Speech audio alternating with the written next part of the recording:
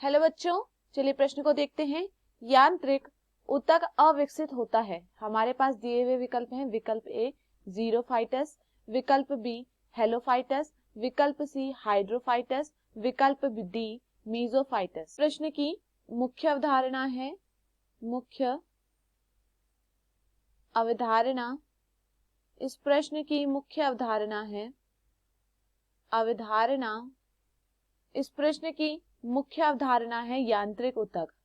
यांत्रिक ऊतक, देखिए अगर बात की जाए यांत्रिक ऊतक के विषय में कि यांत्रिक ऊतक क्या होते हैं, तो देखिए यांत्रिक ऊतक क्या होते हैं। वे ऊतक जो एक पौधे और जो एक पौधे, वे ऊतक जो एक पौधे और उसके बड़े अंगों और उसके बढ़ते अंगों और उसके बढ़ते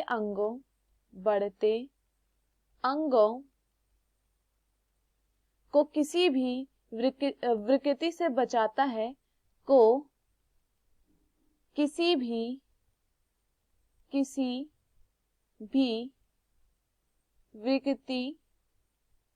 विकृति से बचाता है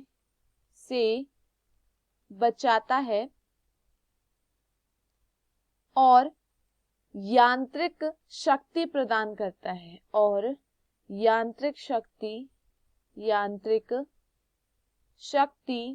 प्रदान करता है, यांत्रिक शक्ति प्रदान करता है, उसे हम क्या कहते हैं, यांत्रिक ऊतक कहते हैं।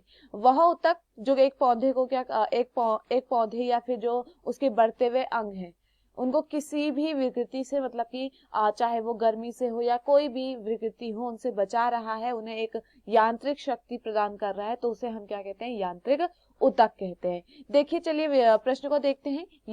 यांत्रिक ऊतक अविकसित होता है। यहाँ पर पूछा गया है कि किसमें यांत्रिक ऊतक अविकसित होता है, तो विकल्प ए दिया गया है जीरोफाइटस। देखिए अगर बात की जाए जीरोफाइटस की, तो यह कहाँ रहते हैं, सूखे वातावरण में यह जीवित रहने वाले पौधे होते हैं जीरोफाइटस, और ये शुष्क वातावरण में पनपते हैं। और इनमें अगर मैं बात करूं जीरोफाइटस की, तो जीरोफाइटस में यांत्रिक ऊतक सबसे अधिक तरीके से विकसित जो होता है वो जीरोफाइटस में होता है। तो यहाँ पर यह क्या होता है, गलत होता है। विकल्प बी दिया गया है हेलोफाइटस। देखिए अगर बात की जाए हेलोफाइटस की, तो देखो हेलोफाइटस क्या है, वे पौधे जो खारे पानी या मिट्टी में उगते हैं, जो खारे पानी या मिट्टी में उगने वाले पौधे होते हैं, उन्हें हम हेलोफाइटस कहते हैं। और हेलोफाइटस में भी क्या होता है, यांत्रिक ऊतक पाए जाते हैं। तो यह भी यहाँ पर क्या होता है, गलत होता है। विकल्प सी हाइड्रोफाइटस, तो देखिए हाइड्रोफाइटस किन्हें कहते हैं, हाइड्रोफाइटस उन पौधों को संदर्भित करता है जो पानी में उगते हैं। हाइड्रो का मतलब ही क्या है, पानी। तो देखिए हाइड्रोफाइटस